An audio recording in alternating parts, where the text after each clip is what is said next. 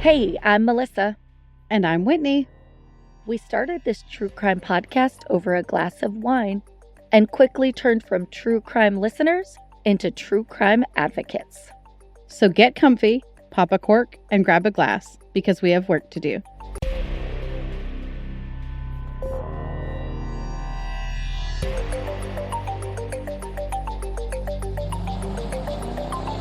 This is Cults, Crimes, and Cabernet. Some content may be unsuitable for sensitive listeners. Discretion is advised. Happy Monday. Happy Monday. Hope everyone recovered well from St. Patty's Day. Oh, yes. I know I partied so hard. Just kidding. Not really. I went camping. I'm pretty sure I was in bed by 10 o'clock, so I did not party either. I actually didn't even know what day St. Patrick's Day was on until yesterday. It is what it is. Hopefully you wore green and no one pinched you. So what do we got going on? Unfortunately, we have a little bit of bad news. Last week, we had an event planned that we were going to be coming to London, and then we got some news that a unethical creator that we do not support because he chooses to target victims and their families was going to be attending this event as well. And we cannot support that event going forward because they don't follow the same ethics that we do. We're sorry that we can't be there for you guys. If you used our code, please send us a screenshot, DM us, email us, reach out. We will gladly send you some swag as an apology that we won't be there for you guys. But we are here for victims and for families, and I just can't. And Melissa also cannot support a event that does not take that into consideration. Yes, it's a bummer all around. I just feel bad that we're not going, especially for listeners that had already purchased tickets. But yeah, like Whitney said, let us know. We would love to make it up to you guys. All right, now talk about wine. Yep. Sadness over, moving forward. Wine, yay! Yes. I am drinking a wine called Fogland. It is a Merlot. The 2018, It's out of Washington. It states that there are sulfites in this. I love it when they tell us. It's just like a heads up. Here you go. Not that you can't taste it. It's just, hey, before you take your first swig, you know you're going to get this bite. It is sustainably farmed, though, which that kind of makes me happy for them. It's pretty decent Merlot, pretty dry, but I like it. There's not really a wine that I don't like unless it's terribly sweet. So Chardonnays. I can't get on board with Chardonnays. So Chardonnays just taste like you're eating a stick of butter, I think. They're so butter. It feels like it. I don't like the way it coats my mouth. Yes, I agree. So that's one that I can't get on board with. But yeah, this Fogland Merlot is pretty good wine. I would recommend it. Nice. All right. So we're in Missouri. We are in Missouri. And I don't know why, multiple times while I was researching this case particularly, I kept thinking I was up in the New England area. But maybe that's because like Maine and Massachusetts, we covered all of those in the last bit. So I was like, where am I? Sure. But we're in Springfield, Missouri, and it has just under 180,000 people, according to the 2020 census. There are almost 500,000 people within the Springfield metropolitan area. Isn't Springfield like the most common name in all the states? Isn't there a Springfield in every state?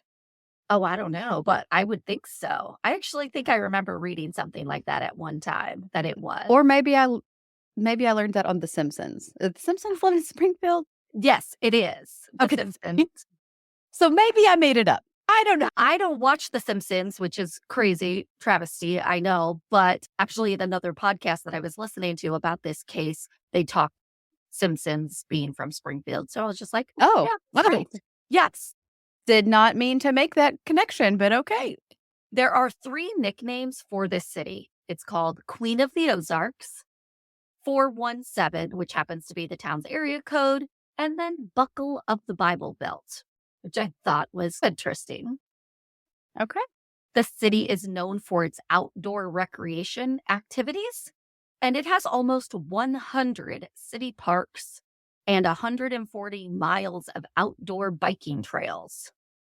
I love when people get out and about outside, and it's getting to be that time of year where people are going out and doing things. The city is the headquarters for the Bass Pro Shops. This is actually the number one tourist attraction in the state of Missouri, which I find insane. Been there. Is it like I've been really there. cool? It's the first one ever built, and it's really big. They have this amazing aquarium attached to it, which most of the Bass Pro Shops, I think, have Mhm. aquariums attached to them now. But this one is massive. And my in-laws live in St. Louis, so on most of our travels it's a good potty stop because you can get out, you can walk around, kids can run around. There's a restaurant to eat. You can take the dogs in. It seems very friendly. Nice. Good place to stop and stretch your legs. Okay. Springfield is not the safest place to live, to say the least. We've talked about some pretty dangerous places over the last 2 years, but I think that this one has the lowest score ever according to neighborhoodscout.com. Springfield is rated a 0 out of 100. Holy crap. Yes. Holy cow. So this site is saying that there are 0 cities in the entire United States that are more dangerous than this one. I'm just shocked. The violent crime rate in this city is 3 times higher than Missouri's average. The property crime is 2.5 times higher than the state average. So we're just talking the violent crime rate's bad, property crime rate is bad. It's just not the safest place. The Feeney family is what most would say is your normal middle-class family. Jon Feeney, the father, he was a high school science teacher. Cheryl Feeney, the mother, was a registered nurse. The couple married on June 6th of 1981. They would have 2 children, 1 boy and 1 girl. Tyler, who was 6 years old, and Jennifer, just 18 months when the unthinkable happened. Jon had grown up as a member of the Church of Christ, which is a very strict branch of Christianity, and it was technically what I was when I was a child. The couple bought their first home in Stillwater, Oklahoma, and this was while Jon was attending school, I believe, to get his master's, and Cheryl was working. But this is when the couple decided they wanted to start a family, and Tyler would be born. They would eventually move over to Missouri because this is where Jon was from and his family lived. Cheryl ended up becoming pretty high up in the gynecology department of Cox South Medical Center.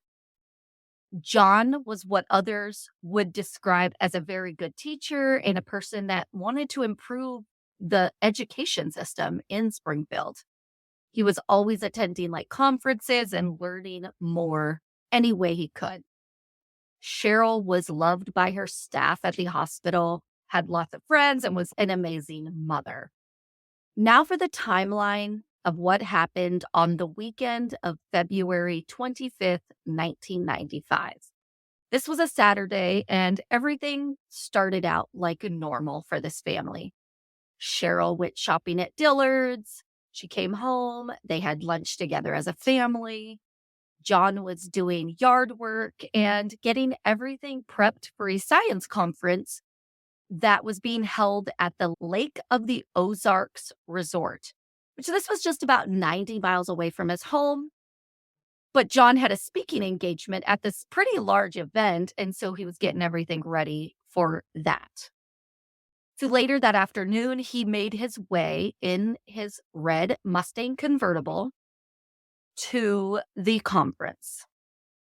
Jennifer, the baby, was not really feeling very well, and Cheryl had been speaking with a friend and coworker about various illnesses that were going around and what would be the best medication to give Jennifer for a speedy recovery. So this is all happening Saturday night. Cheryl also spoke to Jon for about 5 minutes after he arrived at the resort, just letting her know he made it safely, what his plans were for the next day.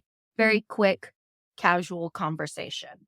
We really don't know much about Sunday, but on Monday, February 27th, when Cheryl didn't show up for work and Jennifer wasn't taken to the babysitter, people close to the family, they started to worry. And a friend coworker that had been speaking to her on Saturday went over to the house to check on Cheryl since she couldn't get a hold of her. All while this is happening, while the friend is going over to the house, the babysitter, not hearing from Cheryl and not getting Jennifer that morning, she calls John's workplace at the high school and leaves a message for him because obviously he's not there because he's at this conference. So leaves a message for him, just wondering if maybe Jennifer took a turn for the worst and she wouldn't be over. This was like a home daycare, so it wasn't where there's like a bunch of kids. It was family friend kind of thing. Cheryl's friend gets over to the house and she knocks on the door. She's not getting any answer. She's like hollering for Cheryl. She's about to leave when something overcame her. She decided to make sure the door was locked, but once she turned that knob, the door opened easily. This was completely out of character for Cheryl, who had 3 locks on the door and was very cautious about safety. Yeah, that's strange. Very strange. The friend goes into the house, walks through just a bit in the living areas, calling out the name. She doesn't see her. She does see that Cheryl's vehicle is in the garage, though. So then she's starting to get more and more concerned. Finally, after a few minutes and not getting any response, and it looks like nobody is there, things are a little bit in a disarray in the house and not typically like it would be. It just didn't feel right to her. So she went ahead and used the landline at the house to call the police. Around the same time at the conference, Jon got the message from Jennifer's babysitter. He really wasn't too concerned, though, because he knew Jennifer was sick. So Cheryl could have been up all night with her. Maybe they overslept. So without being able to get a hold of her, he went ahead and called his parents and he called her parents, seeing if anybody knew what was up with his family. This also brings the point, I am so glad we live in an era that there are cell phones and apps, Find My Friends, because we all know I have anxiety. I could not deal if I could not get a hold of my family. Or know where they are. Like, okay, you didn't answer your text, so maybe you set your phone down while you're playing basketball or something, but at least I know you're at the park. Exactly. So John's parents tell him like, hey, we'll go over to your house. We'll check in on them and we'll let you know. Okay. Because they probably just overslept. So we have multiple people going over to the house Monday morning, and this is around 9 a.m. The friend decides to go sit outside while she's waiting for police because she's getting really creeped out inside the house. And police do arrive. They start searching the house and they find something out of a nightmare that I say luckily the friend didn't find. But in all reality, she ends up seeing everything anyways. Cheryl was dead in her bed, lying face down in her nightgown. The heat on their waterbed was actually turned all the way up, which was most likely done on purpose to speed up the decomposition process and throw that timeline off. Cheryl died of blunt force trauma. She was struck about, I believe they said about 10 times. She also had defensive wounds on her arms, so we know she put up a fight. She also had 2 puncture wounds on her cheek, as if she was possibly stabbed. They never really confirmed if she was stabbed or if it was some other type of injuries. Jennifer was found in her pajamas in her crib when police found her. She was strangled with a cord from her own bedroom blinds. Tyler, the little boy, was also in his pajamas. He was lying in his bed with a Mickey Mouse pillow over his face. He had been beaten with a blunt object as well, just like Cheryl. And I believe he was struck about 7 times. Jon would be made aware that Monday morning that his entire family was murdered.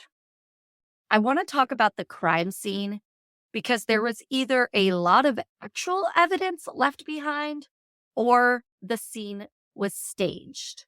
Authorities believe the latter. They believe that this scene was staged and all of the evidence was left there intentionally. First off, there was quite a bit of paint spilled in the garage. a puddle of it. This was like a beige cream color paint. Apparently, the murderer stepped in it and he walked across the house, leaving footprints everywhere. The odd thing about this is the paint did not fade as they walked further into the house. It was the same amount of paint. It's going to get lighter and lighter as it goes along because it's wiping off the paint. This was not the case. It was as if someone stepped in the paint, took a couple steps, stepped in the paint again, took a couple of steps. So it's almost as if they were painting their shoes continuously because you would run out. It would rub off. Exactly. That's just so weird. Very weird. The back door was kicked in, and the intruder actually left a footprint on the outside of the door.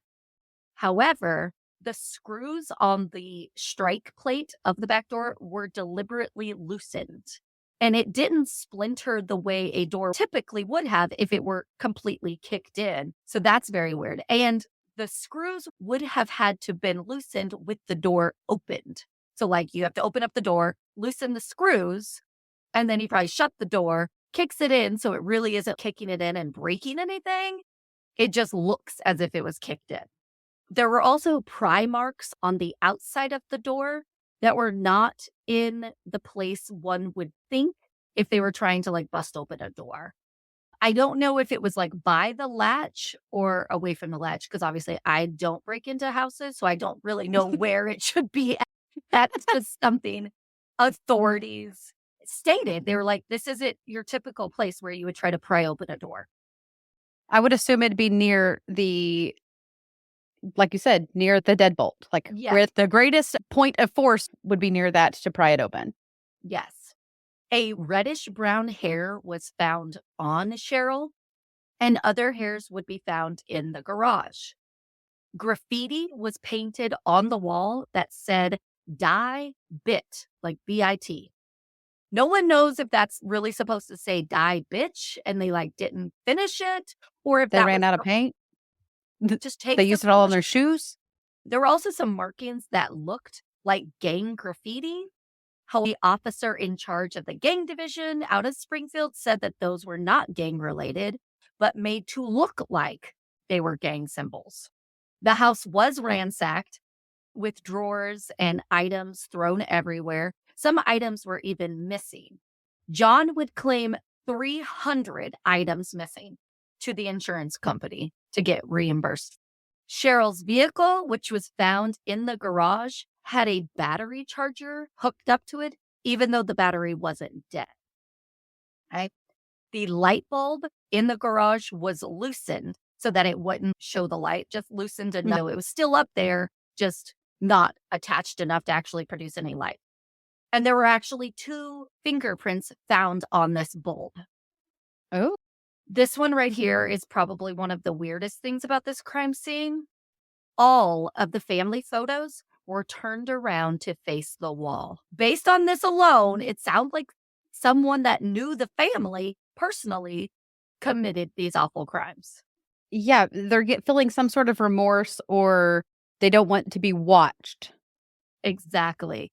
And the 3, Tyler, Jennifer, and Cheryl, all of their faces were covered or they were face down. Yeah, the photos turned, the faces covered, house ransacked, but some obvious valuables were left. It definitely seems like the house was staged to look like a gang-related home invasion. Only one suspect has ever been named, and this person had not only been charged with this triple homicide, but actually made it to trial, only for this person to be acquitted. And that person was Jon Feeney, the father. I will now go through Jon's timeline of events that weekend, and I'm going to tell you what evidence the police had on Jon, and then tell you what made those 12 jurors not convict him. This is a case where I think the jury got it right, but I don't think Jon is innocent either. So So here's what happened according to Jon that weekend. He left his home Saturday afternoon, checked into the resort. He then had dinner with a former mistress, And as they were driving back to the hotel, he was pulled over for speeding. Okay. He received a ticket.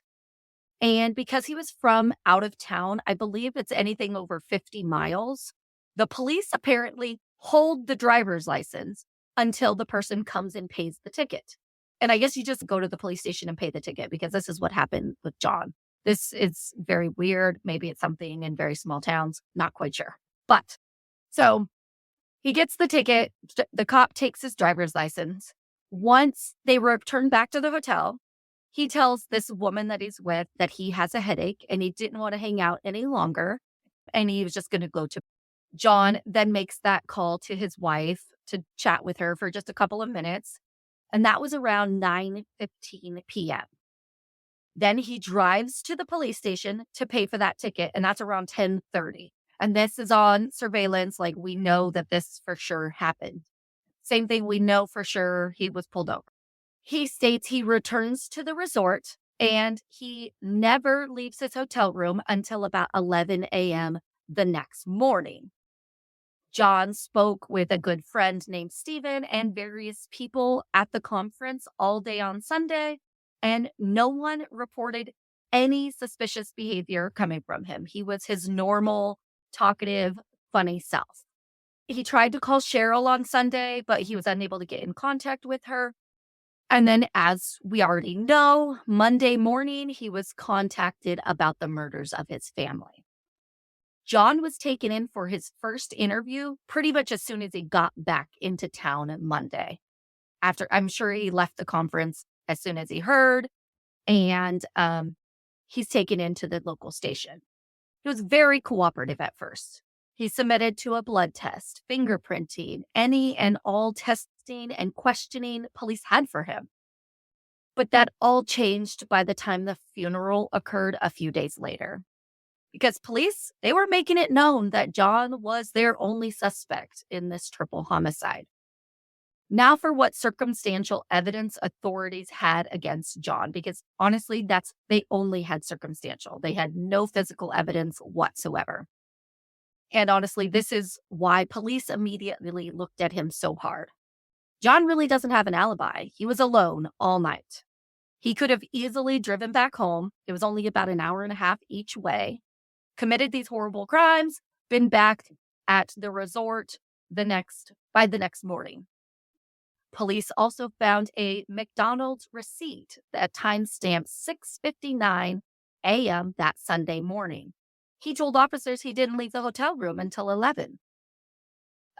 Once he was made aware that they found this receipt, he, of course, was backtracking and just saying, hey, he forgot that he went out with all the commotion and everything that was happening. And it definitely wasn't Uber Eats or DoorDash. Yes, definitely. That wasn't a thing then. Not a thing. There are reports from friends and family that Jon was not a morning person at all. And he typically wouldn't wake up that early, let alone go out for breakfast. So that was a bit of a red flag.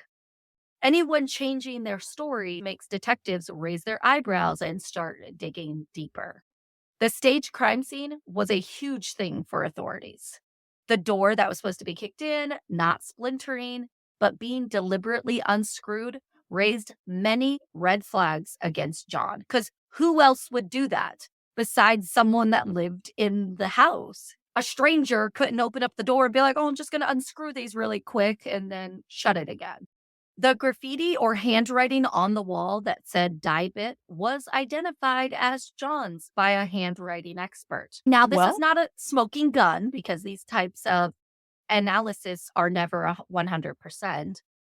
So I don't know. You can always find an expert that gives you one side of it, and then you go talk to another expert and they're going to give you the opposite side of it. Another thing, Jon had taken out large insurance policies on himself, Cheryl, and the kids only a few months before the murders. Oh, that's such a big motive. It's such a big motive.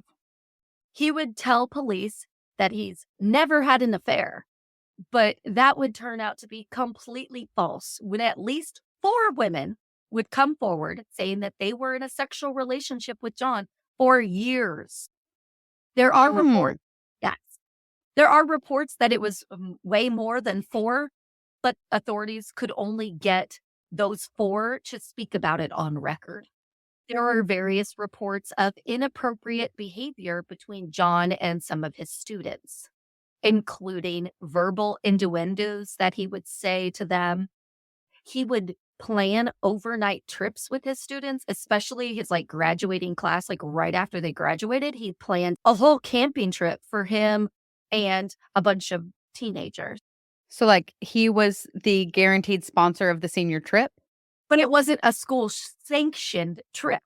They Yeah. just don't know who planned it, but he went on it. The students would come out to say they thought he might have planned it, but it ended up being, I don't know, 20, 30 graduating seniors all went on this camping trip and he was with them. And he was the only adult? Possibly. That's interesting. There are even reports of him having an actual physical relationship with one of his high school students as well. So it's not looking good for Jon. Police also No. found a witness at a Springfield gas station that stated he saw Jon in his red Mustang getting gas near the family's home around 1:30 Sunday morning, which, if you remember, he stated he was 90 miles away in a hotel room and never left. Not looking good. In the weeks after the murders, local media would paint Jon as a very bad person, not only for his many affairs and his inappropriate behavior with students, supplying these teenagers with alcohol, but also for his hobby of role-playing in a game called Vampires the Masquerade. I'm going to tell you about this game because I found it interesting. So is it a live action role playing kind of a thing? There's a little of that. LARPing? It's a lot. It's a lot. This is straight from the Wikipedia page from this game. Vampire the Masquerade is a tabletop role-playing game. It is set in a fictionalized gothic punk version of the modern world, where players assume the role of vampires. And essentially, they just deal with their night-to-night struggles. You can play this game as a tabletop game, but you're also role-playing at the table. Apparently, this game was pretty popular in the 90s. The Wikipedia page is extensive. I had to literally scroll 20 times just to get to the bottom of this page. Oh, wow. There's a lot of information out there about this. The media would say this role-playing game was a type of satanic game, and Jon would play it in order to live out his dark fantasies. It just sounds very weird. A quote, "By becoming a monster, one learns what it is to be a human." This is taken directly from the title page of the Vampire Masquerade game. Yeah. Like I said, it's a tabletop game, but people would actually meet up at nightfall and act out this game in local parks. And Jon would do this with a lot of people as well. This group could get up to 100 people. Holy cow. I know. Blows my mind. I guess it's not any different than a Dungeons and Dragons tournament or a Catan tournament or a Super Mario Brothers tournament. That draws in hundreds of people too. It's just a genre of gameplay. Yeah. So I do not think that this game is training people to be killers or satanic, but police and media tried to spin his whole role-playing activities into something, I think, much darker than what it really was. It sounds very much like when Columbine happened and they blamed the kids' behavior on them playing Doom, the video game. It's much deeper than that. There's mental instabilities that are happening, and the choices that you make to commit those crimes is not because you played a game. Exactly. The autopsy would reveal that 6-year-old Tyler Feeney had the hepatitis B virus. HBV spreads through blood, saliva, or other bodily fluids. The most common way children become infected is if they're born to a mother with the virus. Okay. Older children can become infected through injection drug use or unprotected sex. Cheryl did not have this disease, so he did not contract it from his mother during childbirth. So how would he get it? This illness is usually transmitted by sexual contact. But studies have shown kids have a higher chance of contracting it from a friend or a sibling just through normal play because spit, coughing, any of that. And a lot Germs of the time, galore. yes, no, I should say, most of the time, medical professionals literally have no idea where the children actually contracted this from because it's just, Hard it to takes track. it's very difficult to track. And it takes such a little amount of bodily fluid to be infected. So we And don't I'm sure it know. has some sort of incubation period, so it's not gonna show up immediately. You're not gonna get or see any symptoms the next day where you're like, "Oh, you were playing with Johnny yesterday. We must have got that from Johnny. Let's call Johnny's parents to make sure this doesn't get any further." I'm sure it's a week, 2 Yeah, weeks, whatever the incubation period is for it before you realize what you have contracted. exactly. And I think a lot of people don't even know if they have it for a while. Some people don't even experience symptoms. However, the medical examiner would also report that there is a significant possibility that Tyler was sexually assaulted before he was killed. So I don't know if this is a cop out or not because it seems like he doesn't want to say one way or the other. Significant possibility. I don't know. This is in the 90s, so I guess I should not be too harsh on their testing. Yeah. A health department employee was tasked with referencing everyone Tyler knew with the names in their database of people that tested positive for him. Again, problem with that is that not everyone had been diagnosed and then reported to the state of Missouri because that's the only database they had access to. So that's the only place they're looking. There was never a match between anyone that was related to the case and Tyler and what was in the database. But this employee would check periodically just to see if there was any updates, but there was never any luck on that front. As I was looking for news articles in 1996, because that's pretty much how I do my research, I start from the year that the crime happened and then move my way all the way to today's time. I found one page that was literally the entire newspaper page, just a bunch of Wow. different articles, but all about the Feeney family. I was shocked there was so much coverage of this case back then. I had never heard of this. The last thing to mention is the state had a witness who stated she saw a red Mustang convertible throwing a metal pipe out the window around 2:30 Sunday morning. Now, if you just heard this side of things, it seems like Jon is definitely guilty. But once we start to hear the other side, things get messy. Before I tell you the defense's side, I want to mention since all this bad press was happening, Jon filed a restraining order against 4 members of law enforcement. I didn't even know this was an option, but apparently it is. One was the county prosecutor, the sheriff, a highway patrol, and then the case squad spokesman. And this order was actually granted. So he was given a restraining order against these police officers. I don't know why that this shocks me as well about this case, but so much of this case is baffling. I obviously want to mention that Jon's defense lawyer is like legit. Like he can get some stuff done.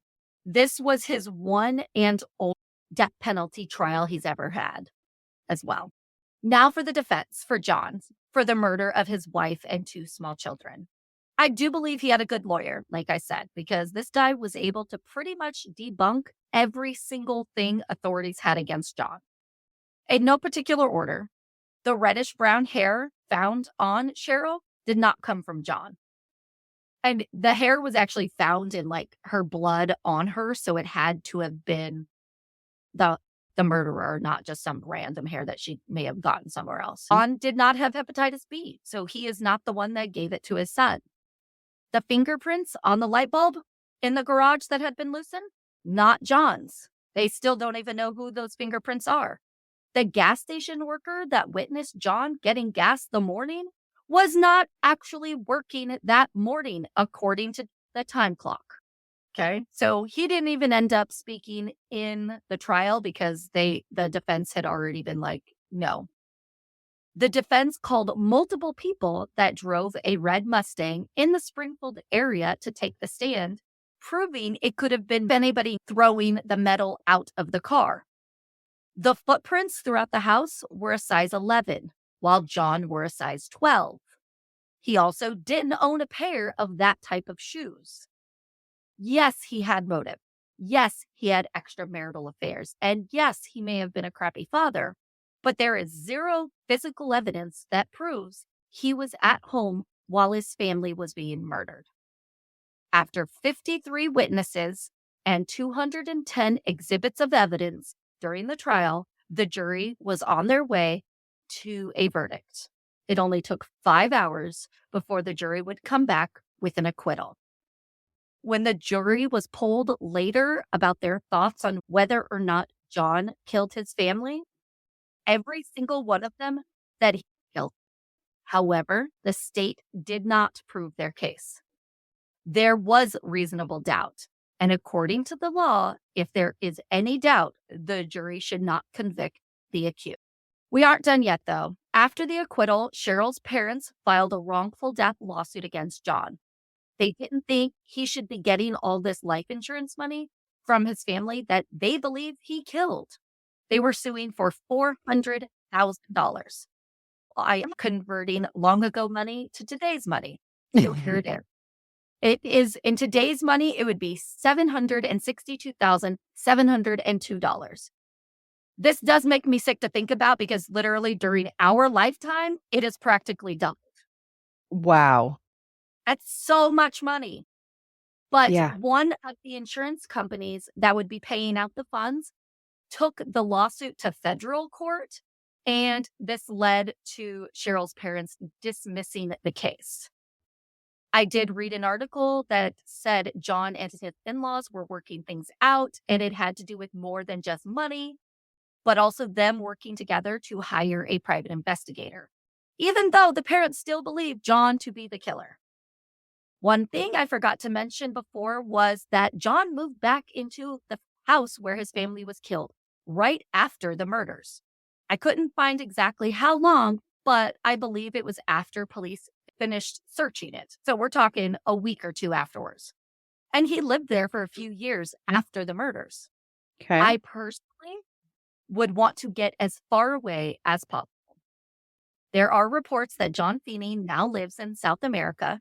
He is married to a much younger woman and has 2 children with her. And apparently is still a teacher.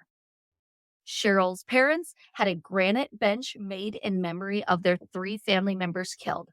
They also started a scholarship fund for the hospital where their daughter worked.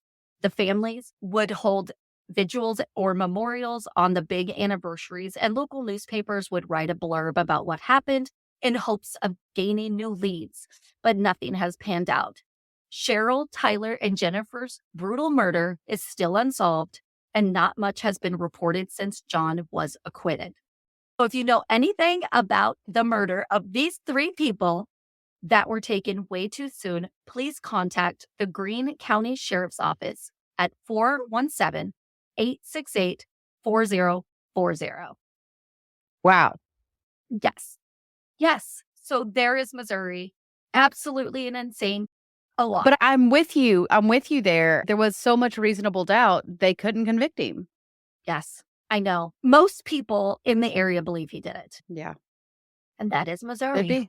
Just by listening to our content, you too are advocating for justice for these families. Thank you for making a difference in their lives as well. We want to share a few ways you can support us to continue our mission. You can become a Patreon subscriber for as little as $1 per month, or a simple rate and review on your favorite podcast platform helps us get in front of someone who may know something. We will continue traveling state by state, seeking justice, because we will be there, no matter where, no matter who.